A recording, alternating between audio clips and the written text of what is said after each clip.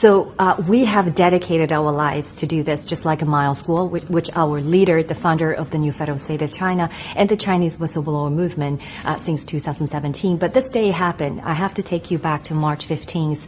We consider that's one of the most shameful day in the history of the United States, particularly in your judicial system.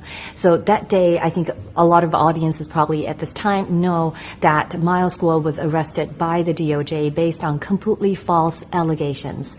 And since then, he had been held basically in detention, and the prosecutor in the Southern District of New York actively argued against bail. So I wanted to ask you, when you hear about this events happening on March 15th, you were a prosecutor, as you said. You put criminals into jails, and you're making sure the justice is upheld. But what do you see here? Is there any oddity that you observed on that day? Well, it's certainly a two-tier justice system once again. And the two things that you're looking for as a prosecutor, someone that's supposed to be focusing on justice and whether justice is being served, is whether the person that's accused is a flight risk or a danger. And what you go from are someone's, previous criminal history. And to my knowledge, there is no, criminal history with respect to Miles Guo on real physical violence. There's really no issues of flight risk. If anything, his home country is dead set against him. So where would he go? Mm-hmm. And so he's got every incentive to report and cooperate with authorities, which makes him a perfect candidate to have bail.